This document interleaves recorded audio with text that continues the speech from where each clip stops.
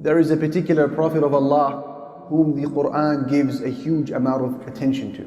Not only do we know about his adult years as a Prophet, but we know about him as a child. We even know about the events that led up to his birth. We know about his mother, his brother, his sister, his father-in-law, his wife.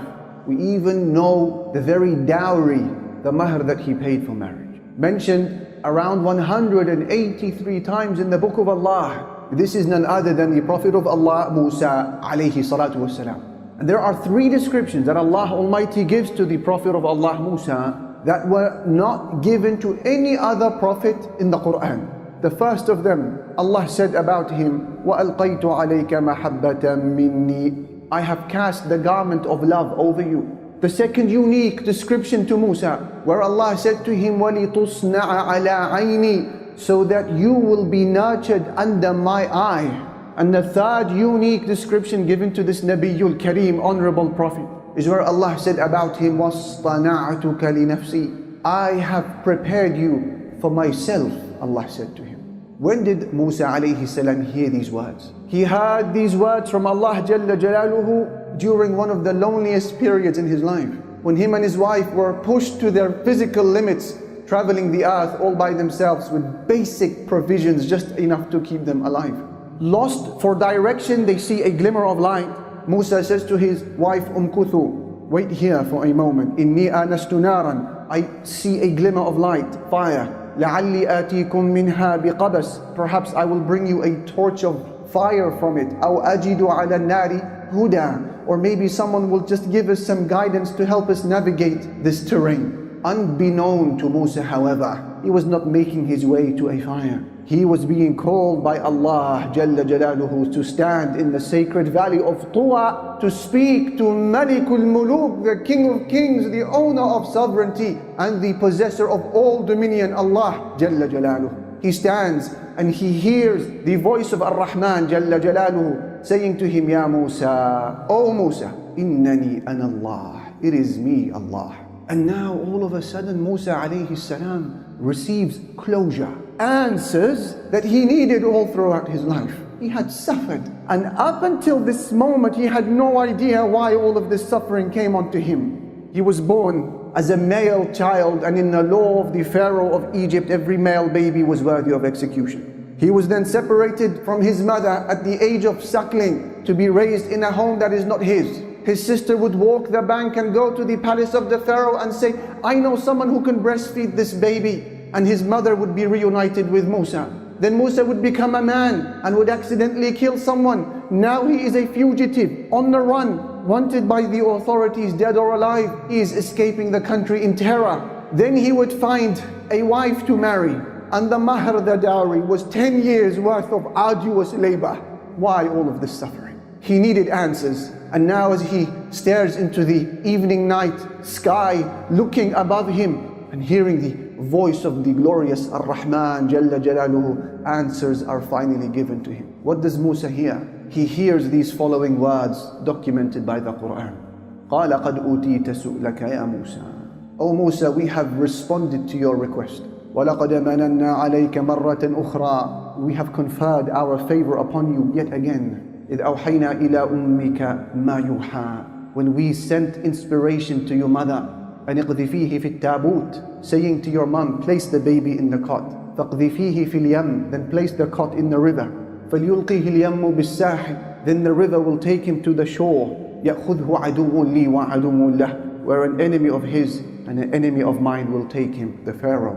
وَأَلْقَيْتُ عَلَيْكَ مَحَبَّةً مِّنِّي, and I have cast the garment of love over you. وَلِتُصْنَعَ عَلَىٰ عَيْنِي, so that you will be nurtured under my eye. إِذْ تَمْشِي أُخْتُكَ فَتَقُولُ هَلْ أَدُلُّكُمْ عَلَىٰ مَنْ يَكْفُلُهُ, remember when your sister, she followed you and she said to them, shall I not tell you who can take care of this baby? فَرَجَعْنَاكَ إِلَىٰ أُمِّكَ, then we return you back to your mother. كَيْ تَقَرَّ عَيْنُهَا وَلَا تَحْزَنْ, so that her eye can rest and she would not grieve. وَقَتَلْتَ نَفْسًا, and remember Musa when you killed someone, فَنَجَّيْنَاكَ مِنَ الْغَمِّ, but we saved you from retaliation. وَفَتَنَّاكَ فُتُونًا, and we tested you with severe tests. فَلَبِثْتَ سِنِينَ فِي أَهْلِ مَدْيَنَ, then Musa, you spent many years with the people of Madian. ثم جئت على قدري يا موسى. Then you came to this place at the decreed time. واصطنعتك لنفسي. And I have prepared you for myself. So now he understood. All of his suffering in his life was not in vain, in waste. It was a preparation for this moment to become a prophet of Allah, and his heart finally settles. Muawiyah al-Qushayri narrated that the Prophet Muhammad sallallahu alayhi wasallam said, "You, O Muslims," he said, "are the last of 70 nations Allah has created. Yet in the eyes of Allah, you are the greatest and most noble of all of those nations." When you hear narrations like this that speaks of our virtue of Muslims, as Muslims, and how Allah loves us as an ummah, you can't help but say, how do we understand the battered nature of our ummah that is being beaten black and blue wherever you look? Wherever you turn to look at the anatomy of this nation, you see nothing but bruises, cuts, wounds, and hemorrhage. You turn to China and you see the plight of the Uyghur Muslims ongoing, the ethnic cleansing of an entire community. Then you turn to Myanmar, Burma, and you see the Rohingyas, their plight is continuing. And you look towards India, towards what seems to be a genocide that is making its way to them. But then you turn to the Muslims of Yemen and you see a famine that is threatening the existence of the entire region. You turn to Syria, a decade-long war crushing our brothers and sisters there. You turn to Saudi Arabia, you see scholars and activists and people of khair lingering in the dungeons of the Gulf. You turn to Palestine, you see corruption at its core, and you see struggle at the other parts, and a siege and an illegal occupation. You turn to Gaza, you see your biggest open-air prison on planet Earth today. You turn to Al-Aqsa and you see our third holiest site being desecrated before the eyes of the international community. Where is this favored nation? How is it that we are these people in the eyes of Allah Jalla Jalaluhu, yet wherever you look you see nothing but carnage and pain and suffering and blood? For those who ask how and why, the response is the same as what Musa received from his Lord when he wondered, why am I suffering? He was told, وَاصْطَنَعْتُكَ لِنَفْسِي, I am preparing you for myself. The same way that the suffering of Musa alayhi salam was not because Allah hated him or because Allah had abandoned him, but because he was being prepared to lead Bani Israel out of Egypt. We are to see our pains in the same light. Allah has not hated us, nor has He abandoned us. مَا وَدَّعَكَ رَبُّكَ وَمَا قَلَى. These are preparatory events to allow the Muslims to take center stage and to lead humanity. And the process of preparing Musa for leadership is the same process that will apply to us. Why do you think his name was repeated 183 times in the Quran? Hikmah, wisdom.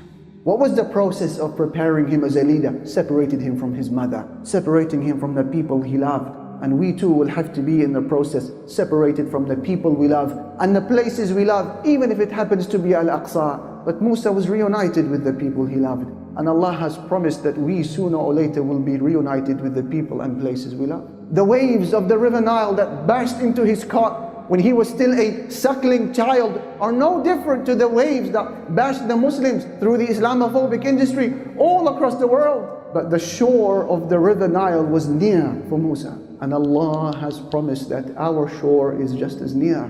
He said, إِنَّ الَّذِينَ يُحَادُّونَ اللَّهَ وَرَسُولَهُ أُولَٰئِكَ فِي الْأَذَلِّينَ. Those who oppose Allah and His Messenger, they will be the debased ones. كَتَبَ اللَّهُ لَأَغْلِبَنَّ أَنَا وَرُسُلِي إِنَّ اللَّهَ قَوِيٌّ عَزِيزٌ. Allah has already decreed that I, Allah, and my messengers will overcome. We shall prevail. Allah is mighty and Allah is wise.